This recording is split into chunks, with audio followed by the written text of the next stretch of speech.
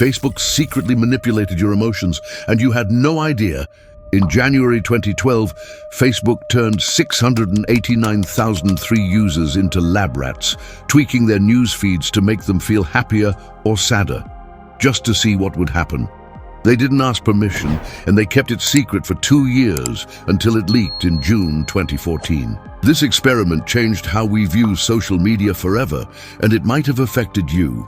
Today, we're exposing the truth behind Facebook's psychological warfare. Back then, Facebook had over 1 billion users, and 689,000 was just a drop in the bucket, but enough to prove they could control your emotions at scale. This wasn't about ads or clicks. It was about engineering your feelings. Stick around to find out how they did it, who got hurt, and why this betrayal still matters today. 689,003 people were test subjects and had no idea. Meet the masterminds. Adam Kramer, a Facebook data scientist, alongside Jamie Gillori and Jeffrey Hancock from Cornell and UCSF. In January 2012, they ran a chilling experiment. For 1 week, they split 689,003 users into 2 groups. One saw fewer positive posts in their newsfeed, making it gloomier. The other saw fewer negative posts, making it cheerier. Using algorithms, they filtered out emotional words, think awesome or terrible, to see if it changed what users posted next. The method was cold and calculated. They analyzed over 3 million posts, looking at every word to measure mood shifts. If your feed felt off that week, you might have been a guinea pig in this psychological game, run by a social media giant and backed by top universities. How could they do this without asking you first? Here's exactly how they manipulated what you saw. Now let's talk about the people caught in this experiment. Facebook's study found that users shown sadder feeds posted slightly more negative words, about 4 extra negative words per 10,000. It sounds small, but imagine feeling inexplicably down for a week, not knowing why. Some reports suggest users felt depressed, with one unverified case landing someone in the ER. While we can't confirm these stories, the idea that a platform could nudge your emotions without consent is terrifying. Psychologists warn that even small mood shifts can spiral for vulnerable people. In 2012, millions struggled with mental health, and Facebook's experiment toyed with their emotions like a science project. Your mom, your friend, or even you could have been targeted, all for data. How far is too far when lives are at stake? Some users fell into depression and never knew why.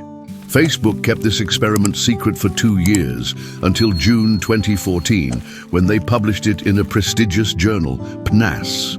The backlash was instant. Users called it creepy and evil on Twitter. Instead of a full apology, lead researcher Adam Kramer posted on Facebook saying, "We're sorry for the anxiety caused," but defending the study as routine.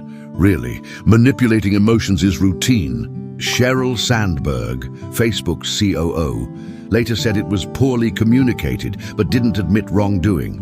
Their defense: you agreed to this in the fine print of their terms of service. But here's the kicker: the terms didn't even mention research until after the experiment. They tried to spin it as no big deal, but the world wasn't buying it. The apology that made everything worse. The academic world erupted. Researchers like James Grimmelman called it a clear violation of informed consent, the ethical rule that says you must agree to be a study subject. Unlike medical trials, Facebook didn't ask permission or debrief users afterward. Even Susan Fisk, the PNAS editor, admitted she was creeped out by the study's methods. Some compared it to unethical experiments like Tuskegee, though that's a stretch. No one was physically harmed. Still, the principle is the same. Treating people like lab rats without their knowledge is wrong. Cornell's ethics board later admitted they didn't pre-approve the study, blaming Facebook's data as pre-existing. This wasn't just a mistake, it was an ethical disaster. This violated every rule of human research. The fallout went global. UK politicians called it psychological warfare and demanded parliamentary inquiries. The Electronic Privacy Information Center filed a complaint with the FTC, arguing Facebook's actions were deceptive.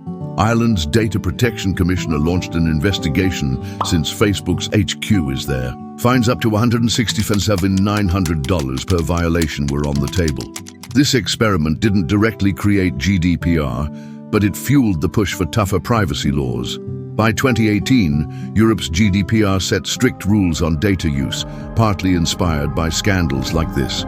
Governments realized tech giants like Facebook could manipulate users at will, and they fought back. This was democracy trying to rein in big tech. The investigation that Facebook feared most. The 2012 experiment woke the world up.